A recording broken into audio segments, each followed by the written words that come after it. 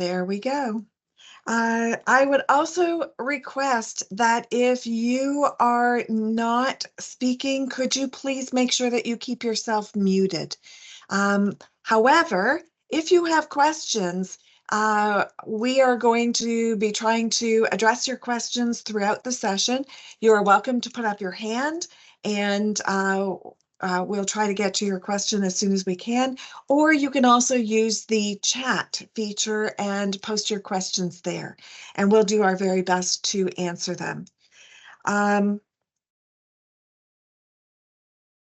also want to make sure that everybody picked up a copy of the training manual, either via email or in the meeting chat prior to the meeting starting. So hopefully you have your copy of that. We will be referring to it frequently as we're going through our training.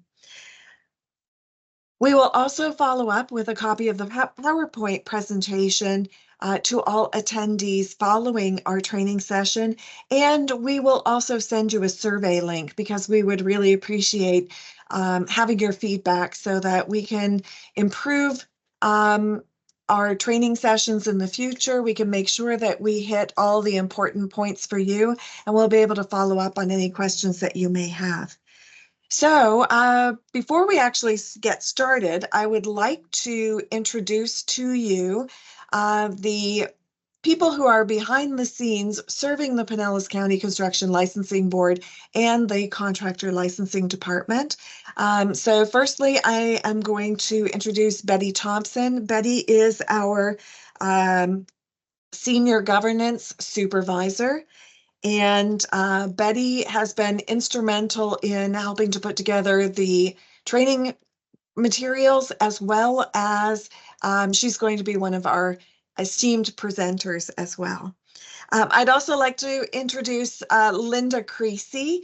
You may have spoken to Linda multiple times on the phone. Maybe you never had a chance to meet her in person. Linda is one of our licensing specialists.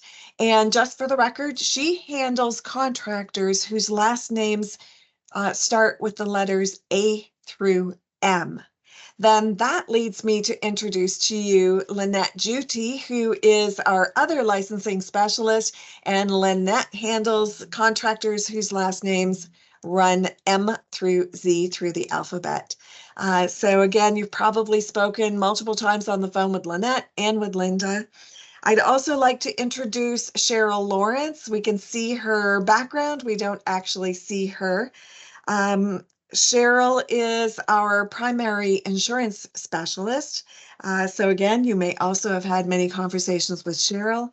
I'd also like to introduce Donna Hubbard, who is assisting our department with insurance processing.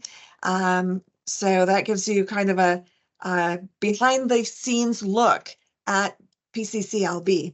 Of course, who's missing is Cheryl Leonar. She's traveling today. She wasn't able to join us, but Cheryl is the supervisor of all of our customer service operations. And she is our principal liaison with all of our municipal building departments. So you may also have spoken with Cheryl in the past too.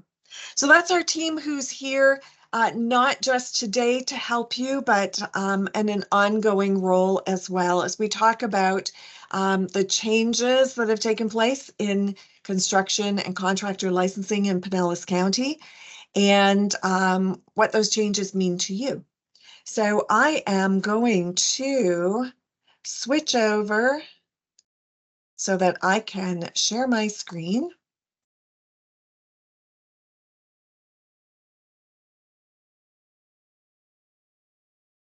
And we are going to start with a welcome and introduction. I want to give you an idea of what you can expect during this couple of hours that we're going to spend together.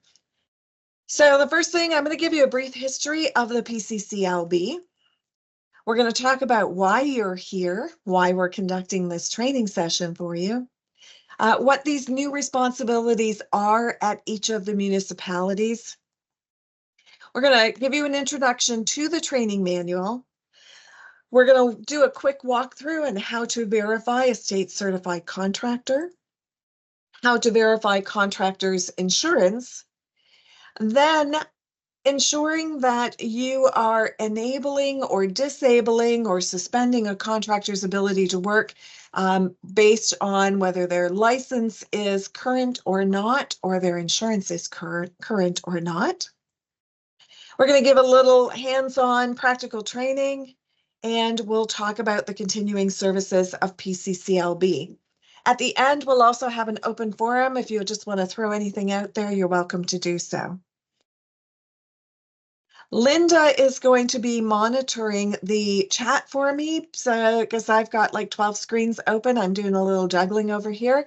So if you do have a question, again, either put up your hand, she'll recognize you, or you can put it in the chat. So the first thing I want to share with you is that the Pinellas County Construction Licensing Board has been governed for the past 51 years by what's known as the Special Act. The Special Act was originally adopted in 1973.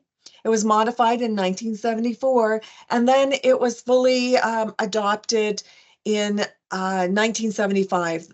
That's why it's always been known as Chapter 75 489, which we all affectionately call the Special Act. It is the Special Act of 1975 489 that gave the PCCLB its governance role in Pinellas County to register and certify all construction contractors working in the county. And as I understand it from some of our longtime contractors and building officials who've been involved, some of them right from the very beginning, that the Pinellas County was going through extreme development during that time, 73, 74, 75, and of course since then, since so much of it is built out now, and that we had a lot of transient construction contractors coming into the county. We had a huge number of complaints of contractors taking off with citizens' money, doing shoddy construction work, and it was determined, as the story has been told to me, by the contractor community together with the building officials at that time, that there should be some sort of governance over construction contractors in Pinellas County. One of the biggest challenges that we have as well is that we have 24 incorporated municipalities plus unincorporated Pinellas County in about a 275 square mile area. So what the PCCLB was formed to assist so that contractors wouldn't have to go to municipality by municipality to provide them with evidence of their licensing credentials, wouldn't have to provide copies of their insurance certificates, and all of that work could be performed by a centralized agency. And that was the original intention of the PCCLB. So for 51 years, this organization has performed that role for all municipal building departments in Pinellas County, where contractors, state certified contractors, would come and register with us. We also license contractors. They're affectionately known as C-contractors because their licenses all start with the letter C. And we also license journeymen as well. So this is what we've been doing for the past 51 years. We also are the authority for enforcing unlicensed contracting. We also, if there are anybody has a dispute with a building official or building department, they would bring an appeal to the PCCLB. We also amend codes and we protect the coastal construction control line. Ultimately, what we are is we're a professional licensing board, and we have been responsible for setting licensing standards, maintaining those standards, and then ensuring that contractors comply with those standards, and then sanctioning the guys who don't. So this is the slide that I have always used when I'm talking about, the PCCLB's role in the community for the past 5 years that I've been associated with the department. But now we have a new act, what we are actually calling affectionately the new special act. So Chapter 7549 has been repealed, and it is instead replaced by this new legislation, which is now known as Chapter 2024-294, that went into effect on June 24th of this year. So what's the big change with the new special act? Well, the biggest change is that all state certified contractors no longer have to register with PCCLB. And therefore, we are no longer performing that role as the centralized service to verify that a contractor is eligible to work in the county. And we are no longer monitoring all contractors' insurance certificates. So what does that mean? Well, actually, before I get to that, we'll talk about what does stay the same. We continue to license contractors. So if you want to become a general contractor, you have two options available to you. You could apply to the PCCLB and become locally licensed. After you're certified locally by taking a couple of exams, passing those with a passing grade, meeting all of our other standards, then you may have to, if you're applying for a general contractor's license, you will have to register with DBPR, and you will become a county certified but state registered contractor. So we're going to continue licensing contractors in the state classifications, as well as we still have authority over all specialty contractors in Pinellas County, as well as our continuing to license journeymen. We also will continue enforcement of state certified local and specialty contractors. So that includes the work that we do enforcing, for example, expired permit violations. So one of the services that we provide for many municipalities, not all, but many municipalities, is that, excuse me, when you have a series of expired permits, you send that list of expired permits to us, and we issue violations to the contractors for what's known as an expired permit violation. It's a two-step process to get that contractor into compliance once that violation has been issued. The first is that they must pay a fine to us, and the second is that they must reinstate or get the final inspection done to close out the permit at the local building department. We act and enforce expired permit violations for a number, probably about 8 different municipalities in the county, and we have an 80% compliance rate. So of those expired permit violations that are sent to us, 80% of them do get to a final inspection or get the permit reinstated. Those that don't comply, well, we still have the authority to suspend their ability to work in Pinellas County, and that authority will continue. And that also includes issuing violations for working without a permit.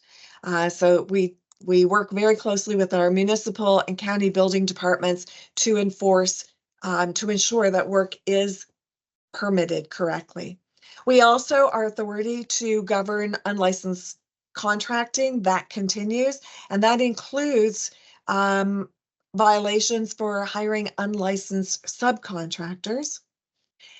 There are also enforcement of advertising by any contractor. Contractor must, by state law, include their license number in any advertising, and that includes their website, their Facebook page, any print media, including things like invoices and business cards.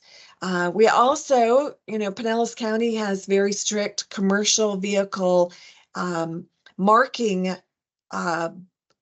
codes, and that is also under our authority. And then, of course, using a suspended or revoked license. The other I also want to mention is lending of license. That's another violation that we investigate, and it just seems that there's been an awful lot of reports of lending of license, as well as unauthorized use of a contractor's license. So, all that being said, we will continue to suspend state certified contractors as well as locally certified contractors if they are violating state statute and municipal ordinance. So those are the things that stay the same. So this new special act was originally drafted under what was known as House Bill 1483, and ultimately the question is what changes for building departments?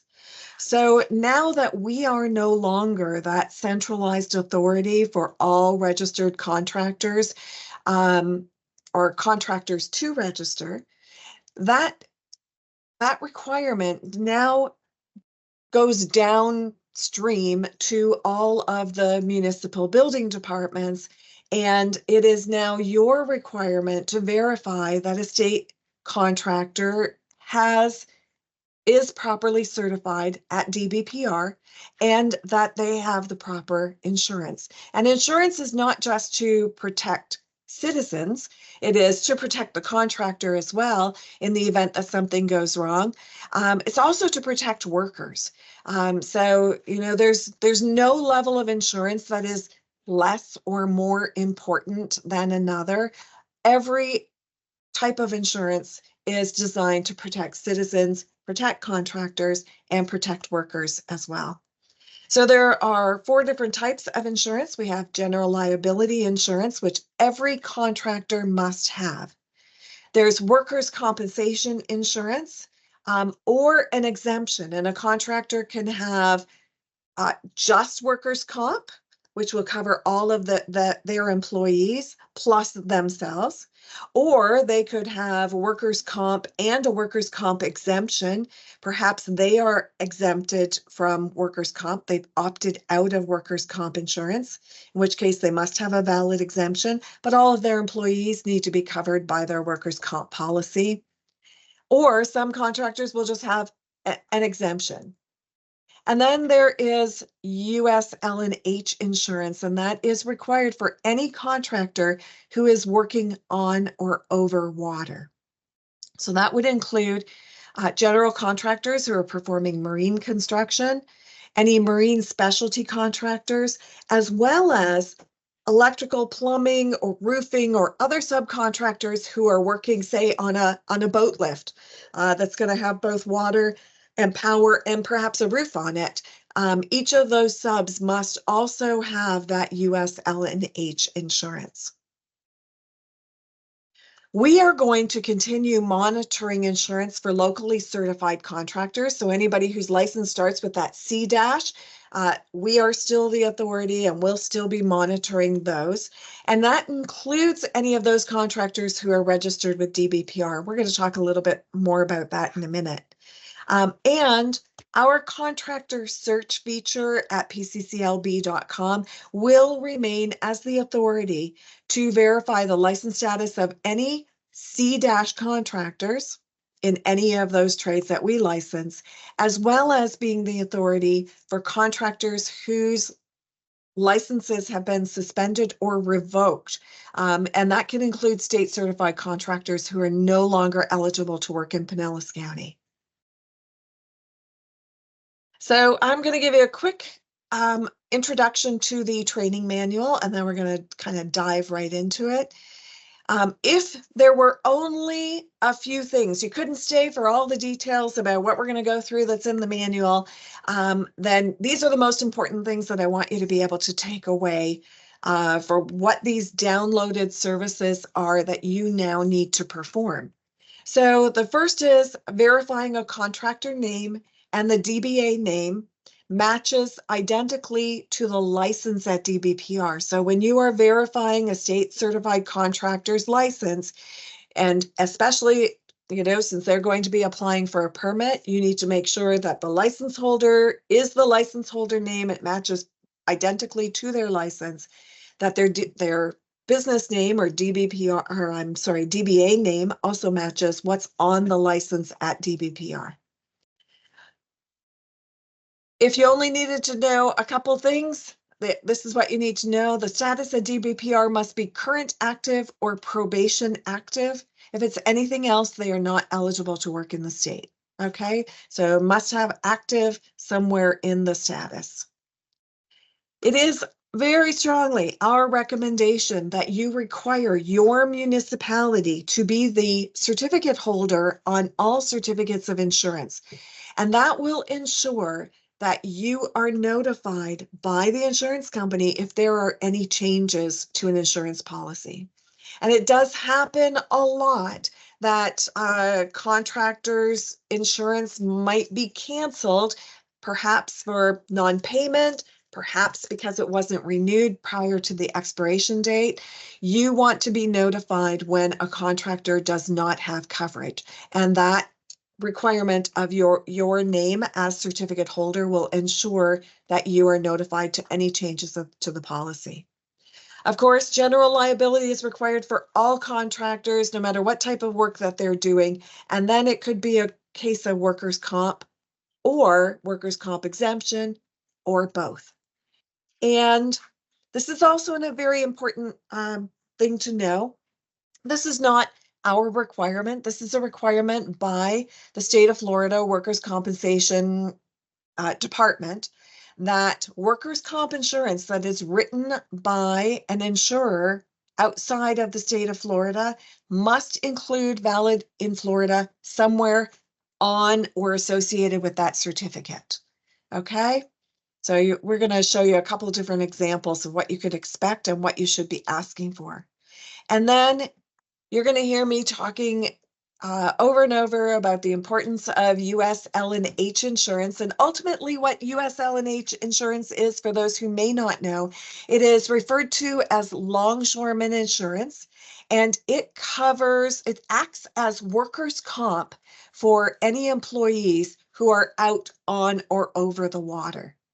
So that's why it's important.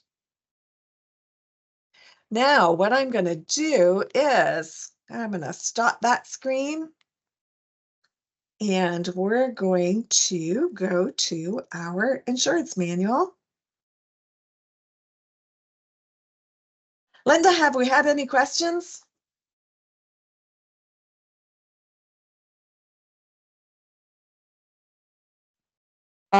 Yes, in reference to the search feature not currently available, I know that you can search a seller to a certain extent.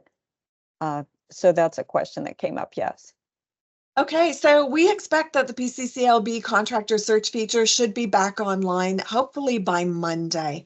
When we went live with our transition from our old licensing technology to the Excella platform managing all of our contractor licensing at the end of February, we have had nothing but problems, challenges with the contractor search feature.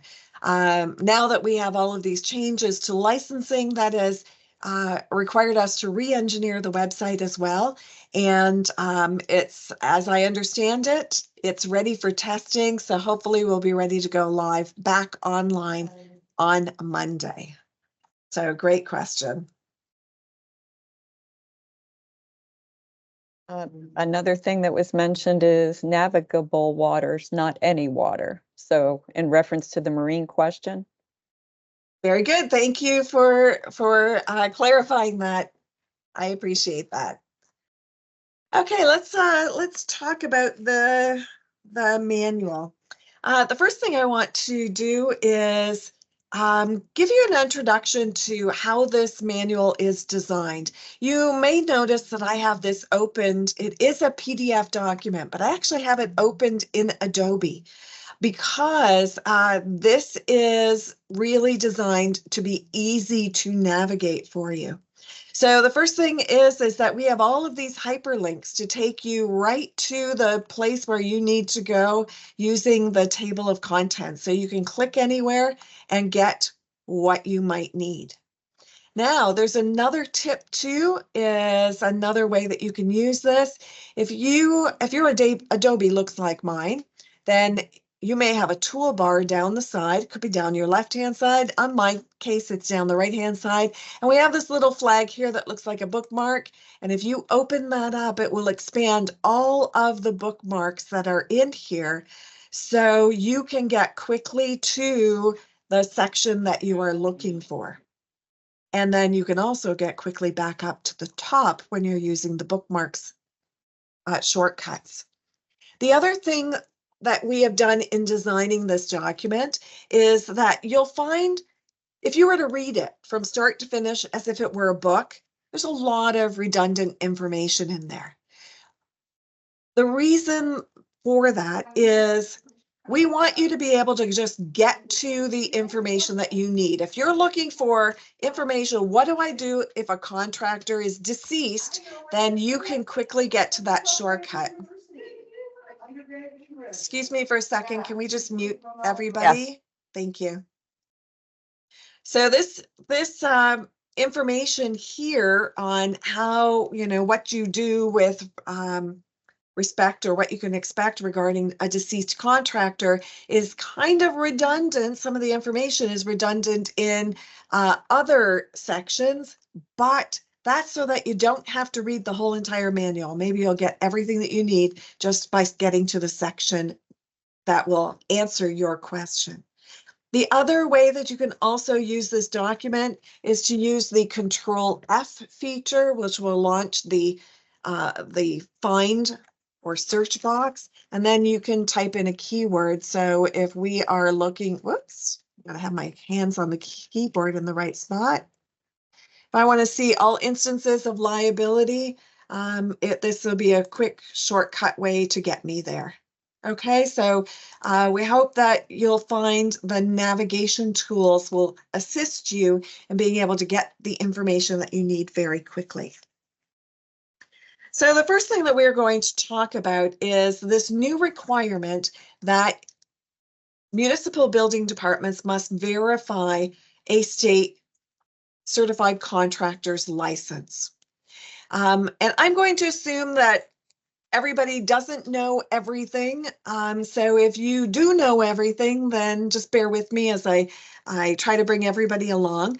But state certified contractors are either licensed by the Construction Industry Licensing Board, which is known as the CILB, or the Electrical Contractors Licensing Board, which is known as the ECLB. But ultimately, all of those licenses can be verified using at DBPR using this My Florida license. You'll also see we have set up links inside this document so that you'll be able to get to the tools that you need really quickly. So let's use this link. And it opens up My Florida license. The easiest way to verify a contractor's license is to use this Verify a License button. And it is always our recommendation that you search by the contractor's license number, because there is only ever a one-to-one relationship. That contractor, for that license number, for that permit that they're applying for, is what you ultimately want to be verifying. So in our very first instance, what we're going to do is we are going to verify a state license. I'm going to search by license number. And the license number I am using as my sample is CAC 1814405.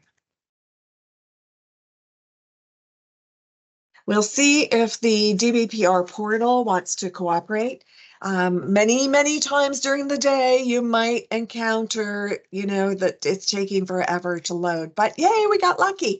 So we will see here that we have two results that came for that specific license number search. But remember that licenses are issued to people, not to companies. Companies become associated with those people, but the license is actually issued to the person. So in this case, this is Mr. J. Sams, and the company is A Value Air Conditioning.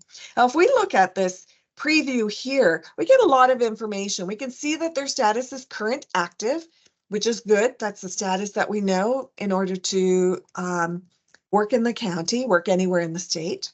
We can see that the contractors, he's already renewed his license for this current period. State certified contractors expire every 2 years in even numbered years. So we will have a very large cohort of state certified contractors whose licenses will expire August 31st, 2024, unless they're renewed by that date. So we can see that this contractor has already renewed their license. We can see what their classification is, certified air conditioning contractor, and ultimately, of course, you get to know what those prefixes are. But what you can't tell here is whether this contractor is an air conditioning A contractor or an air conditioning B contractor. So it is always the recommendation that you click the contractor's name to expand and be able to see the entire license screen, where then you would be able to see in the special qualifications that this is a Class A contractor. And of course, the scope of work that can be performed by a Class A contractor is very different than a Class B contractor, for example.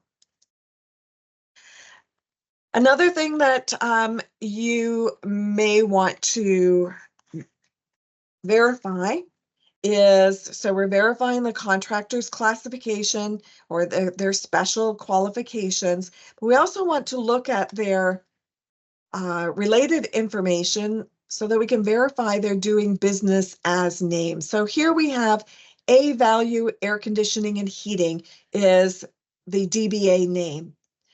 But when we look at the view related license information for this contractor, you will see that in fact they have a corporate name, AVHA LLC, and they are doing business as A Value Air Conditioning and Heating. Sometimes DBPR will list on that front page the full corporate name and the DBA name, and sometimes they will show just the DBA name. You do want to make sure that when you're then verifying the insurance certificates for this contractor, that they are identically matching the DBA name. It can have the extra, corporate information, but as long as this is an identical match. And that includes things like A Value Air Conditioning and Heating, LLC is not exactly the same as A Value Air Conditioning and Heating as shown on this license. So the next lookup I want to show for you is when we do a name search. So the default is search by name. You can search by DBA name or you can search by a contractor's name. And here we are going to search for Fred Coffin. So you'll see that we have a number of results that come up. We are looking for the license issued to this contractor. It's his state certified license. He was a CPC contractor, certified pool contractor. You can see quickly that this license has been revoked.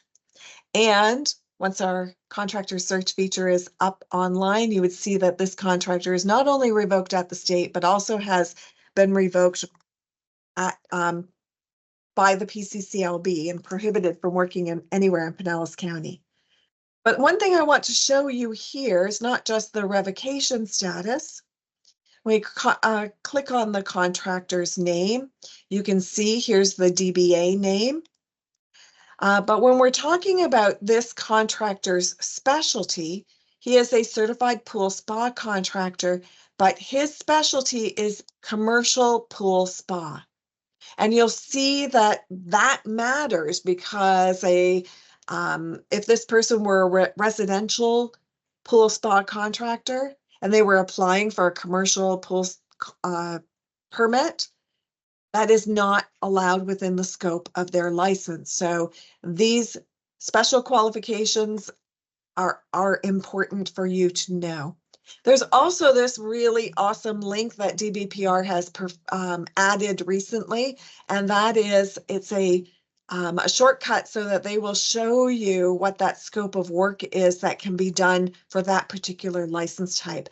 And in my experience, they have this for all of the pool related contractors, pool and spa related contractors, which will really help you in verifying whether that contractor is eligible to do the work that they're applying for. Now, one of the other things that is also interesting to show is, so we know that this contractor's license was revoked. And there is a link down here so that you can see what is the complaint history for this contractor at DBPR. And if we click there, it's a shortcut to the contractor's complaint history. It's interesting because this doesn't look exactly the same as it did when we were using this in our trainings over the last couple of weeks. The information has been truncated here. But you basically can see the contractor's related information and their complaint history. And we do have a question, Michelle. Mm-hmm. I'm not sure. Alicia put in a question. What if they have more than one company on the same certificate? And now, if she means a DBPR, then they do have a separate license per business. Is that correct? That is correct, yes. Okay. So you will never have multiple business names or organization names, DBA names. You will never have more than one to a license holder. But a license holder can qualify multiple businesses, but there will be a different license number for each of them. Great question. Thank you. Okay, let's do one more search. And this is, you heard me talk earlier, we were talking about the contractors that we certify in Pinellas County who may be required to register with DBPR. And DBPR then issues those same contractors a registration number. So we're going to look up by a DBPR registration number, RC 29027719. And you will see that this brings up Christina. I won't try to pronounce her last name because I don't know how, but Christina is one of the qualifiers for Done Right Roofing and is a registered roofing contractor. Notice the previous contractors we were looking at were certified. They're state certified contractors. This is a locally licensed and registered contractor, a registered roofing contractor. It's showing the originating county having the authority over this contractor as Pinellas. And we see this RC number. Now that contractor should never be pulling license or permits under that registered license number. Any contractor who has a registered license at DBPR must have a corresponding C license issued by the PCCLB. So that would include, say, a roofing contractor who's licensed by Pasco County must then they register with DBPR. They have a registered number, but in order to work in Pinellas County, they must come and apply to the PCCLB for licensure by reciprocity, it's called, in which case we recognize their Pasco County license. We recognize that they're already registered with the state, but then they're issued a C- license number, and that's their authority to work in Pinellas County. So this gives you an idea of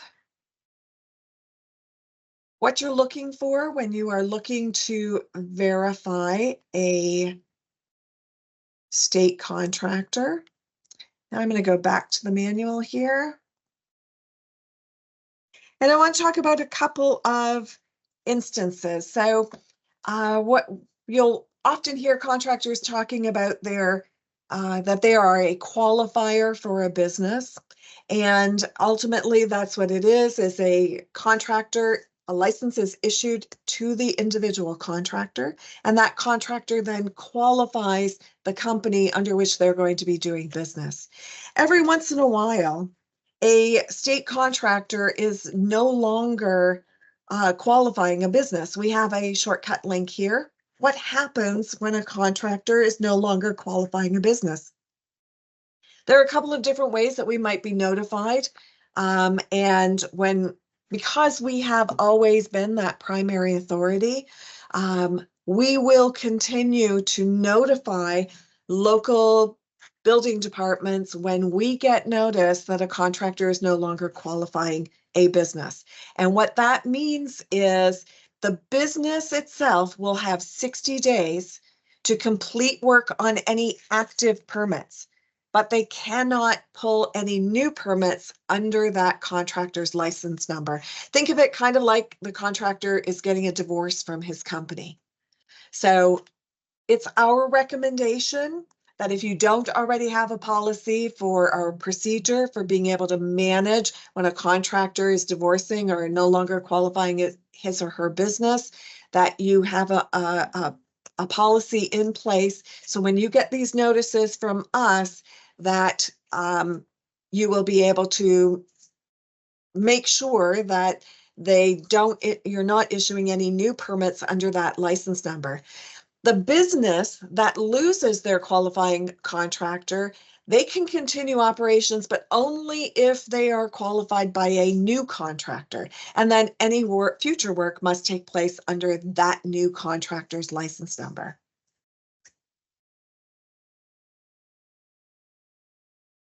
I want to talk, it's a similar kind of process when you have a deceased contractor. So the business that was qualified under that contractor has 60 days to complete work on any active permits, and they would be prohibited from pulling new permits under that license number. Again, we will be emailing you whenever we get notice of a contractor having been deceased, so that you can make sure that you have a policy or a procedure to be able to limit the work that they're doing to the existing permits. But of course, they can always bring on a new qualifier, but all new permits will have to be issued under that new contractor's license number. Next thing I just want to talk about is what do you do about suspended or revoked contractors, whether they're state certified contractors or county certified. We will be providing notice to you regularly when a contractor's ability to work in the county has been suspended, revoked, or reinstated by the PCCLB. And this list will also be available on our website as well as soon as it's back up and running. So I think that covers all the key points I wanted to talk about in verifying a state contractor license. Do we have any questions, Linda, before I go on to talk about insurance?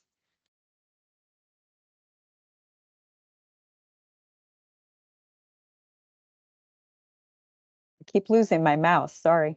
Alicia did ask again, yes, what if she has two companies on one insurance certificate? And do we have that in the samples when we get farther down?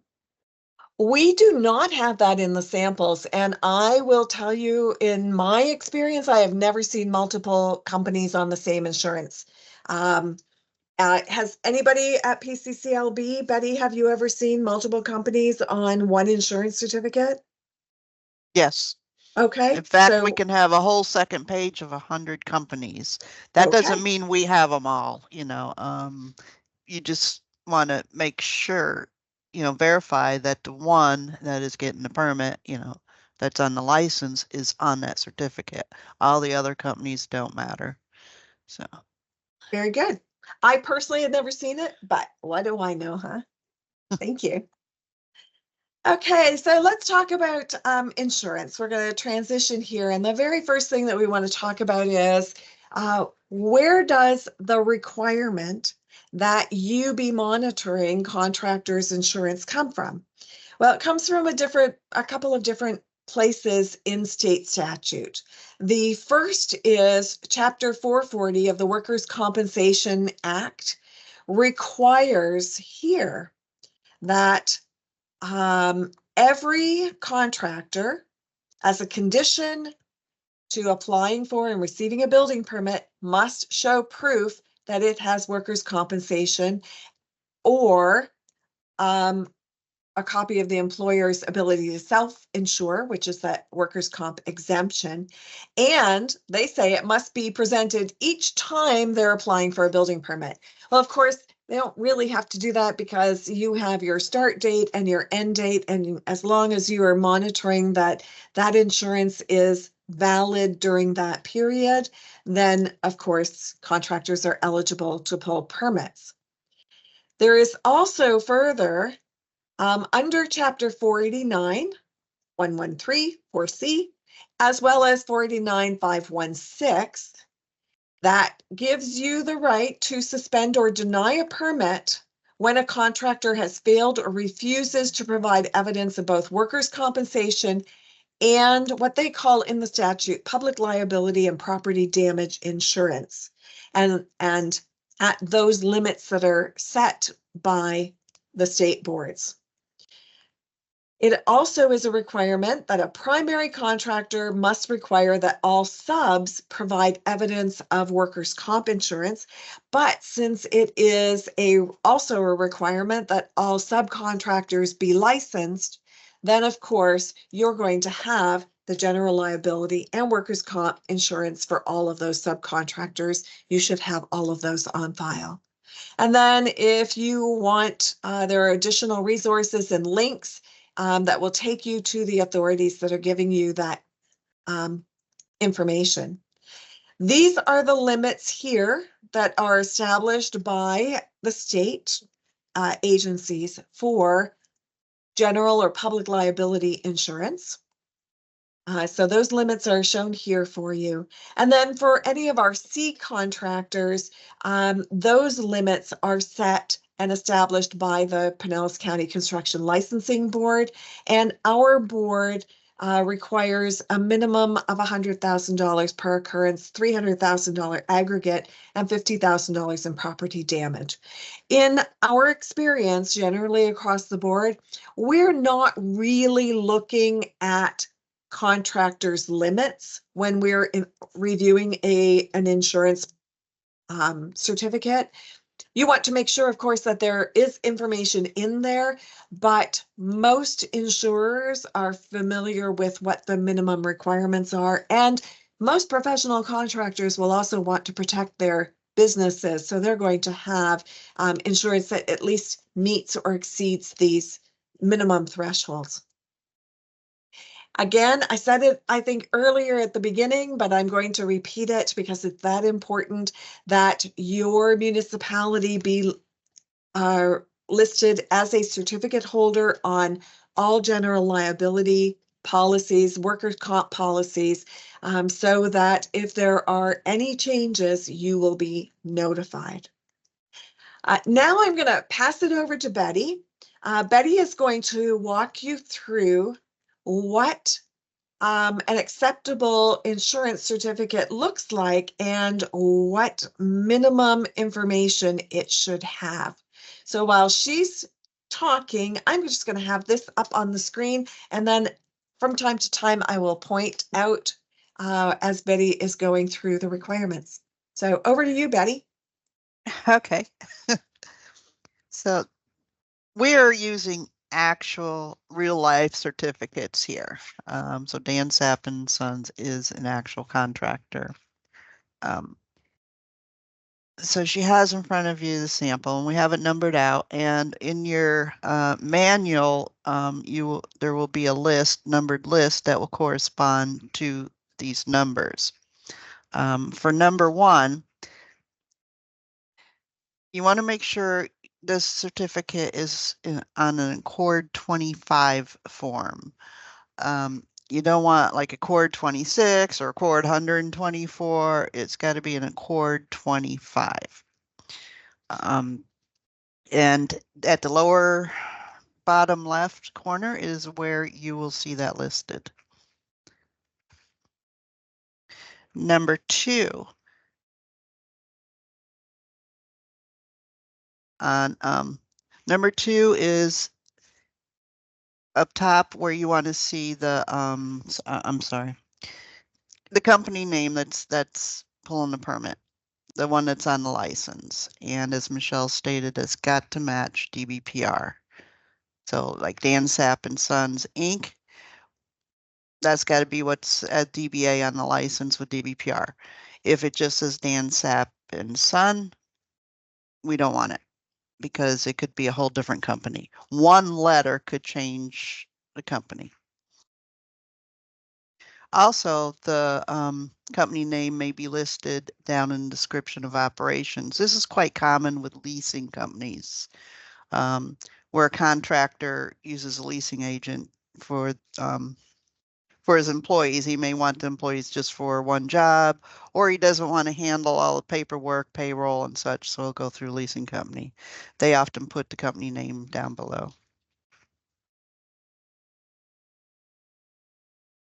The certificate holder box is near the bottom left.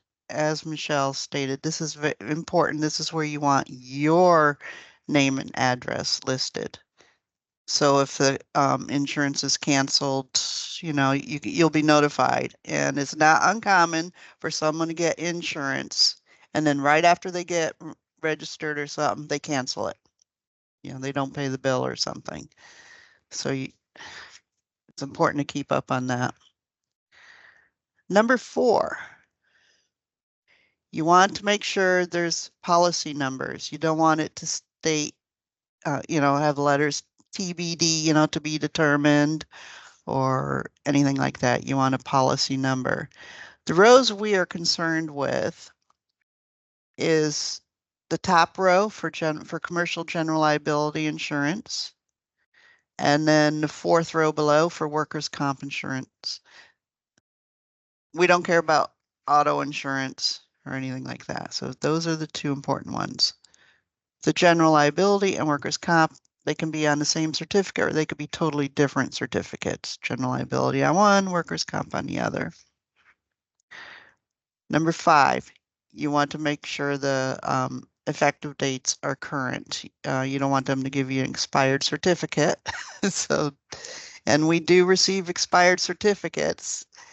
So pay attention to that date. Number 6, there should be limits in the side. And yes, sometimes a producer issues them without putting limits there. So you want to make sure they did put the limits. Betty, Yes. does it matter if there's a slash or a dash or a dot between the dates? Is that still acceptable? That is still acceptable. There's no standard format. We received one I saw yesterday, straight from the insurer, so I knew it was good. Straight from the insurer, where the effective date had dashes. Say 01-01-2023. The expiration date had slashes. So they're totally different formats. I got one the other day that was in European format. The day, then month. The day, month, year, yes. Yeah. No, that's fine. It's fine as long as there's a date. All right. Number 7. If the producer or the company themselves, if the producer is from out of state on a workers' comp certificate, Somewhere's on that certificate, it should state it's good in Florida. In this case, it's out of Florida, Clearwater, it's out of Florida, so we don't need that. General liability insurance does not need it, but workers' comp is a state-by-state insurance, so it definitely needs it to state it's valid in Florida. Now that could be listed anywheres, which I'll be showing you some samples shortly. Number 8, next to the workers' comp, there's a little box with a Y and /N above it. That's an exclusion box. That will tell you if an officer or somebody is excluded from that workers' comp insurance. You want, a lot of times it's blank, but if it has a Y in it, you want to take notice, because if the contractor, the licensed contractor, is excluded from workers' comp insurance, it should also provide you with a workers' comp exemption. Sometimes, as Michelle stated, they have both. The contractor may be excluded from workers' comp, but he'll have workers' comp for his employees. But yes, if he's excluded, he needs exemptions. Number 9, if this is a marine contractor or a general contractor that performs marine work or over navigable, people work over navigable waters, they also need a USL&H insurance. This is federal workers' comp. It will be on a workers' comp certificate, and it can be anywhere. So you got to search for it sometimes. Okay, like the very top example, it has it way over on the side. It says includes USL&H. Very tiny, easy to miss. So look, this is another place it may be listed right underneath the workers' comp box, right next to the policy number. Down in the description of operations box. Now it could be the initials or it could be totally written out, includes United States, longshore and harbor workers insurance, that's fine.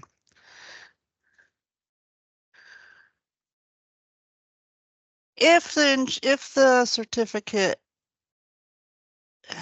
is not acceptable, you do want, contact the contractor and say, hey, you gave me an expired certificate, or hey, the name's wrong on there.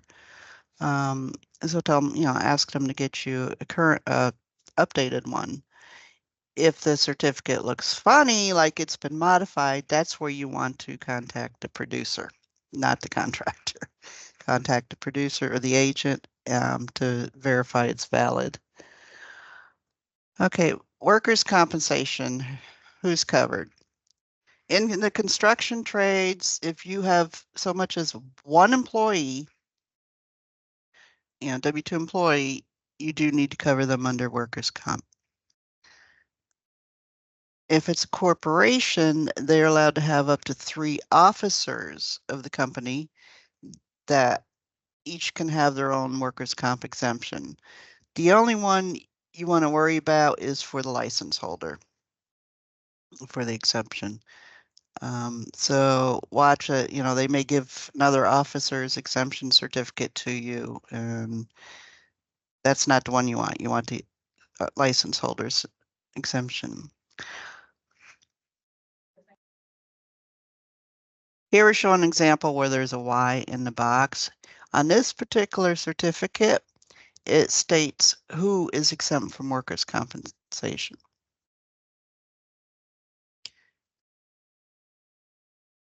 And So Betty, they need to.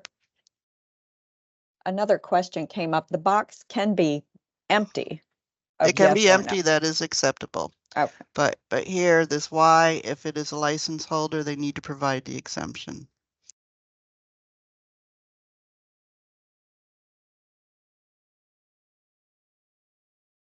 Yes, that's perfectly fine. If there's an N in there or it's blank. Most often you'll see it blank. Here, you'll see this sometimes in the description of operations where it says coverage is not extended to statutory employees. That means they are only covering the leased employees. Of course, it's like they're employees of the leasing agent. Statutory employees, they're not covering the subcontractors or anyone else, only the leased employees. This is a sample of a workers' comp exemption certificate. What you are looking for is the contractor's name, the effective and expiration dates. The business name is almost always their corporate name. Now on the workers' comp certificate or general liability certificate, you want that DBA name off of their license. But if it's a corporate name, DBA, fictitious name, you want the corporate name will be listed on the exemption. So it may not exactly match. You will need to check DBPR and click that view related license information to see the corporate name. There are two types of exemptions. There's construction and non-construction. You want the construction to be stated on there.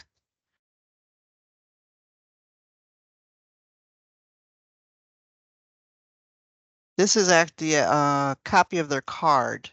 So they may provide you either a certificate or the card for the exemption. It has the same information on it.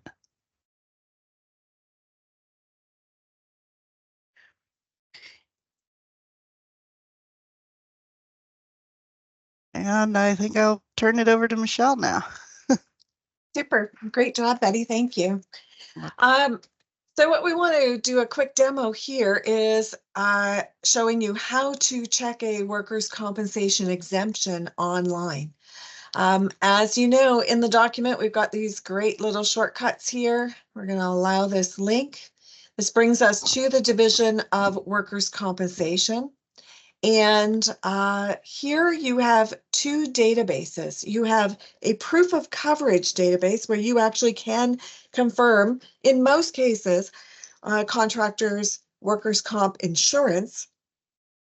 But oftentimes you will want to verify their exemption directly, and there is this exemption search. I'm going to use our sample contractor here. Last name Portillo, first name Jacob. And we're going to search. And here we can see, I'm just going to zoom in a little bit. We can see that Jacob Portillo has is exempt from True Tech Waterproofing Inc.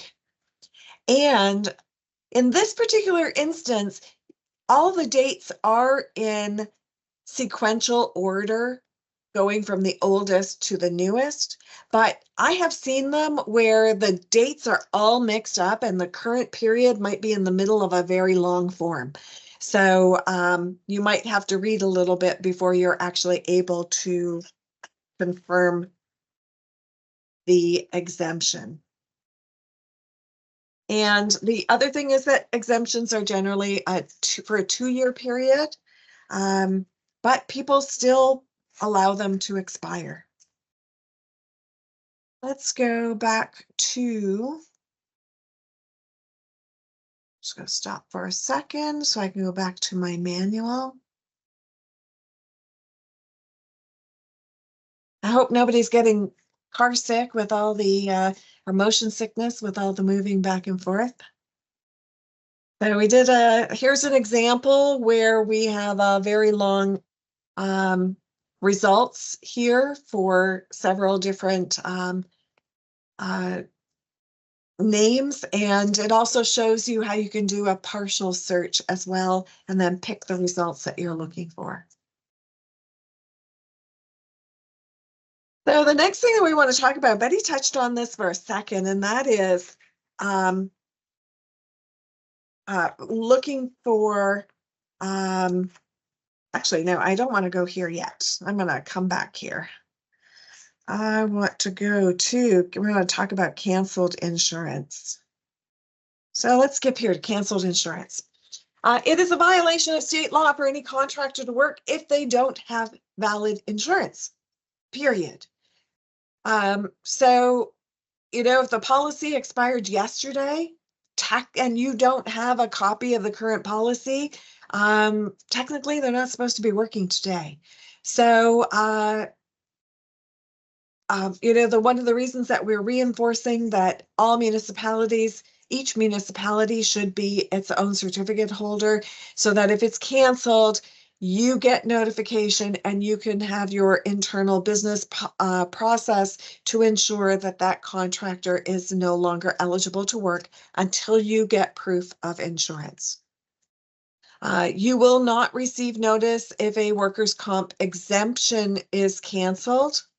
But that's, you know, having your systems to monitor contractors' insurance through your technology. So here's our reinforcement here. If any of the policies expire, the contractor should absolutely be prohibited from pulling new permits or continuing work. And one of the things that we like to share is that we built into our system a policy of notifying contractors 45 days before their insurance expires, 30 days prior to their insurance expiring, a third reminder 15 days prior to your insurance expiring that your insurance is going to expire. And still, hundreds of contractors allow their insurance to expire and then get upset with us when their ability to work has been curtailed. So contractors will like to think that it's somehow your job, your duty to notify them that their insurance is going to expire. It is a courtesy only. And some contractors also believe that it's up to the insurance company to automatically send you the policy, but the insurer needs that direction from the contractor. It doesn't mean that we automatically get notified when a contractor gets their new insurance. It is ultimately up to the contractor to manage that aspect of their business.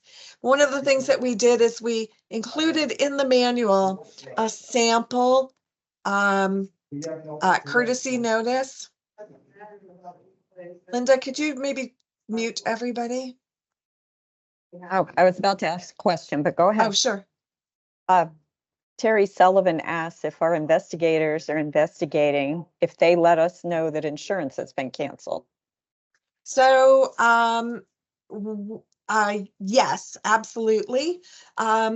We want to always make sure that a contractor is validly working. Now, one of the changes that will come about as a result of this new special act is previously our investigators could just look up the contractor status in our database to determine whether that contractor is eligible to work. Do they have good insurance? Is their DBPR status valid?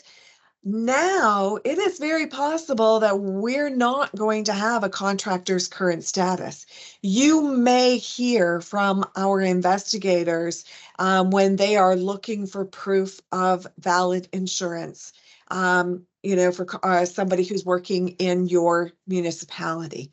So hopefully we're going to have to open up, you know, the lines of communication so that we have information going both ways. You're getting it from us, and we can also count on you for support when we're investigating somebody who, in order to determine that, in fact, they do have valid insurance.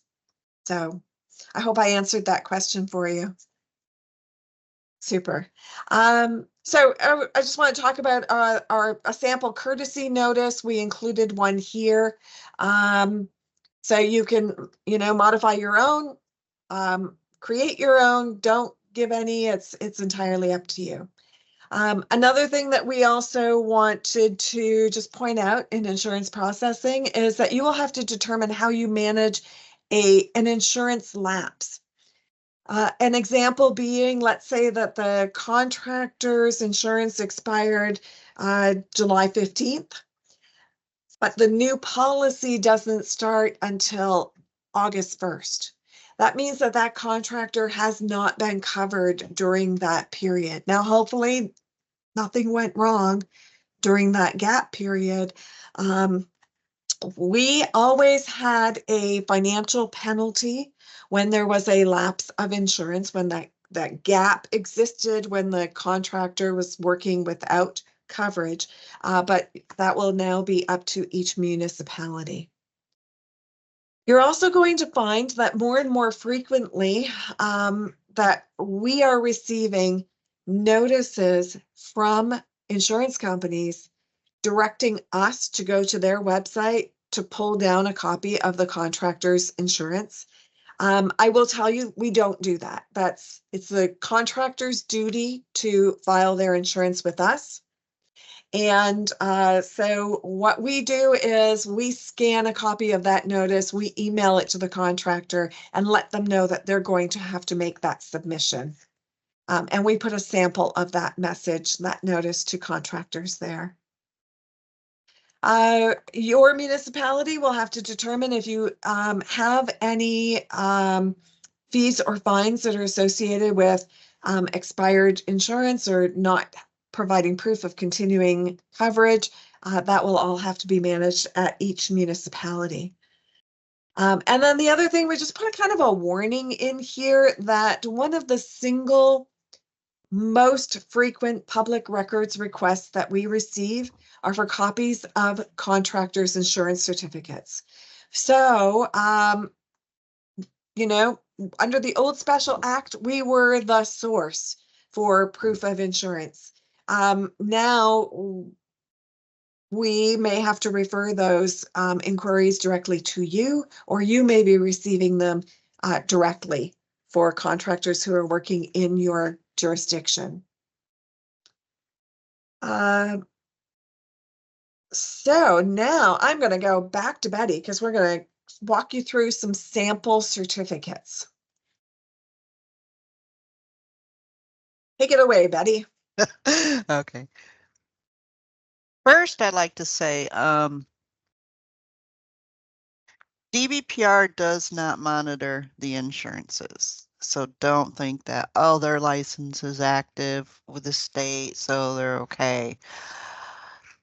DBPR has tens, if not hundreds of thousands of people registered with them for different trades, different professions. So what they do is have a contractor sign an affidavit stating that they'll keep their insurance up. And they may do a random, DBPR may do a random sampling now and then, but no, they do not monitor the insurance. So that's why it is up to us or to you now. All right, on our samples, our first sample is actually a good certificate. It's good in Florida. It has current expiration date. The insured is the license company. Has policy numbers, and they were nice enough to list the contractor's name and number on here. That makes it nice to be able to look them up. Most cases they don't, but they did list it in the description of operations here.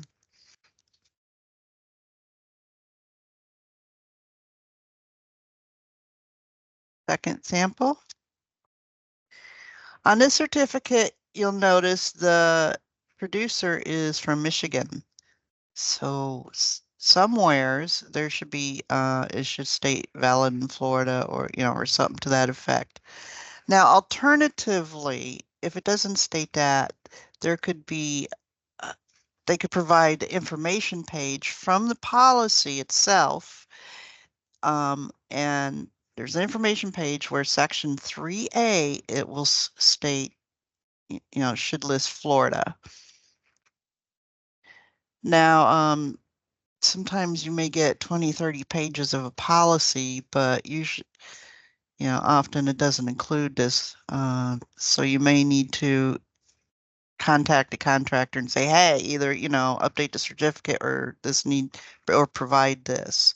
And if you do get this, make sure the policy number matches the workers' comp policy number on the certificate. It's the policy number and the effective and expiration dates.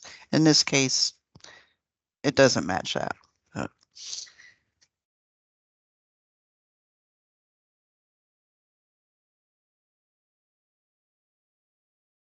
This is a sample of a certificate from a leasing agency. Southeast Personnel Leasing is a very big company. They do handle a lot of the leased employees.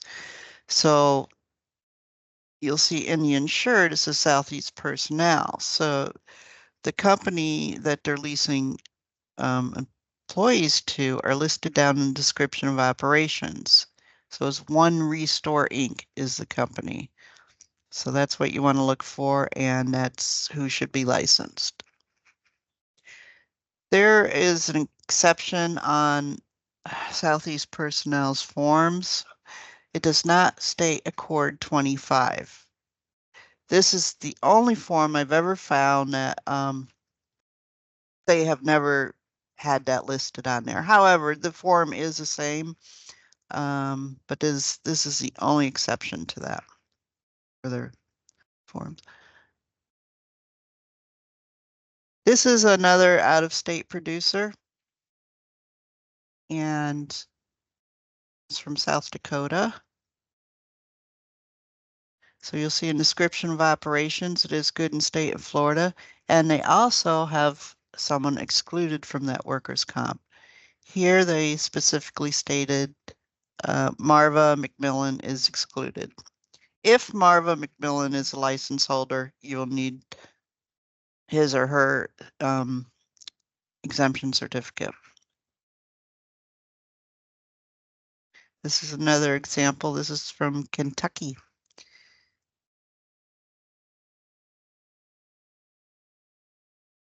It has Florida right next to the policy number. So that's another place you may find it. Sometimes these are like a treasure hunt. So Betty Luttrell was asking if the information page has to be signed by the authorized representative. there should Right be a there. signature there. Yes, definitely. You don't want that blank. Okay. For this certificate out of Texas, again, should state, and also you notice the contractor is out of Texas. So both are. Here it states, way over to the right, Texas and Florida. Easy to miss. You may also find it on a second page. You'll see there's a whole lot of stuff in the description of operations. Sometimes it carries to a second page and they may list it on there.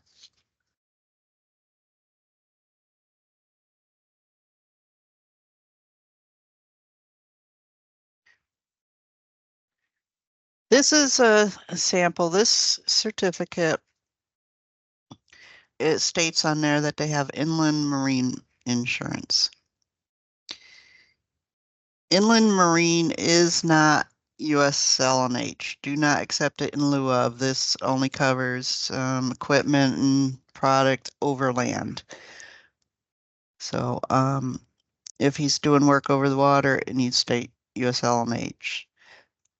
Jones Act is another one that is not acceptable for in place of USL&H. Amerid Docks. Well, you can tell by their name they work over the water. So they would be a marine contractor and they have USL&H written on the side.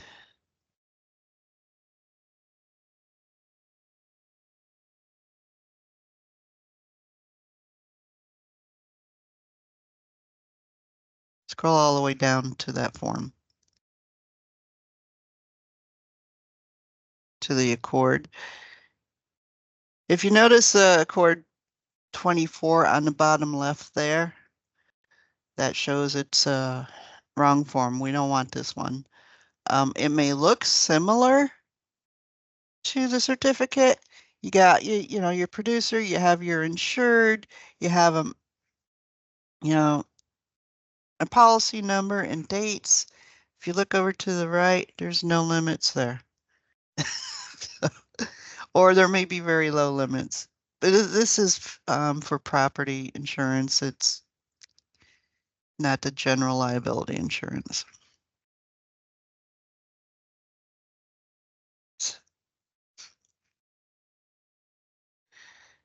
Michelle, okay. This is a sample of a fraudulent certificate, so we're not leaving their name on there. Michelle, do you want to cover this? No, Betty, you go ahead. Okay. Yes, we received this. As you look at insurance certificates, you may get one that jumps out at you. It just doesn't look right, you know. So this is off. So in those cases, yeah, you want to contact a producer and see, is this a valid certificate? You know, it's not to say that they don't mess up. They do mess up, and like you said, like in the case of the dates, the one I saw yesterday had dashes between the date and the, you know, an effective date and expiration date had slashes. But this certificate, I can't see the whole thing. Hold on. Caught our eye. But if you'll notice, the effective and expiration date, that's not the normal format. Again, it's not necessarily means as a false certificate because of that, but it is not normal format. It doesn't say 2024 and 2025. It's just truncated. In the workers' comp exclusion box, the box around the N is missing. So it was wiped out somehow.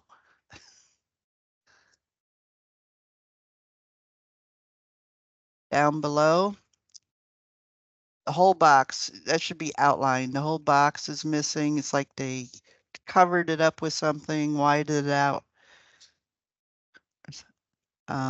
The signature to the right there, it should say, you know, authorized representative. That's missing. Let's see what else. Yeah, the box all the way around is missing. Scroll back up to the very top, Michelle. The date in the top corner, though it's hard to tell on here, the numbers were not even. It was a little bit off. So as if someone took out a number and tried to fit one in.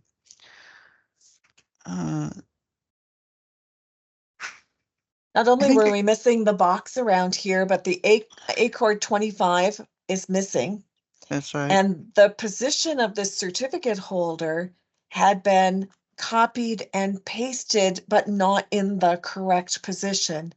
And it also was clear that our name and address as certificate holder had been cut from something else or typed in and pasted into this location because that would not be formatted in that way.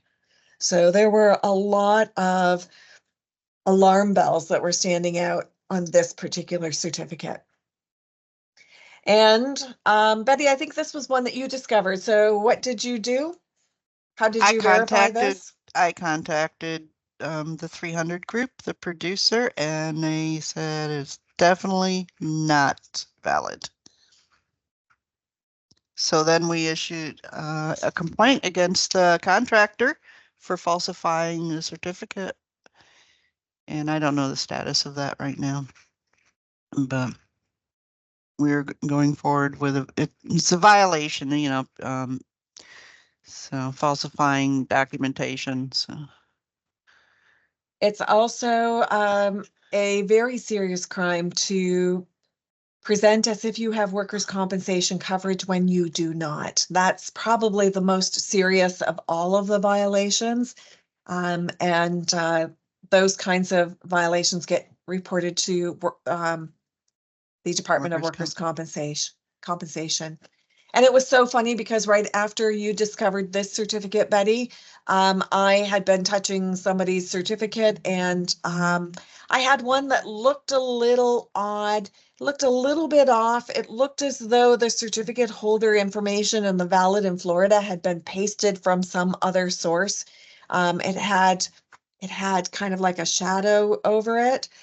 So like you, I contacted the insurer, and she asked me to send her a copy of that certificate, and then called me back afterwards to confirm that in fact the contractor's insurance had been canceled, and this contractor was basically committing insurance fraud.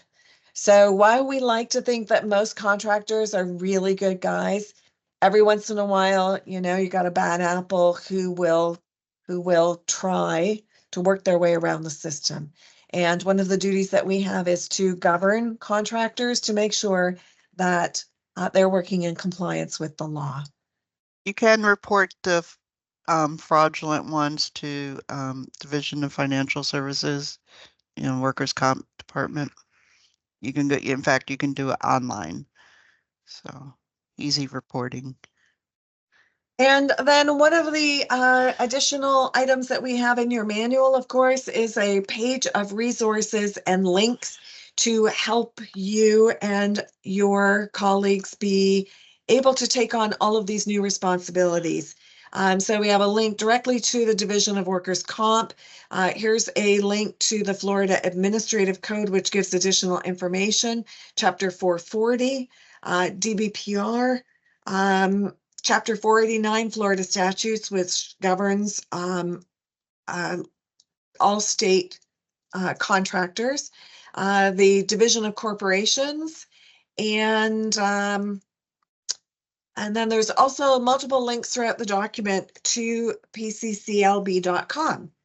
I'm just going to stop sharing there and go back to our PowerPoint presentation.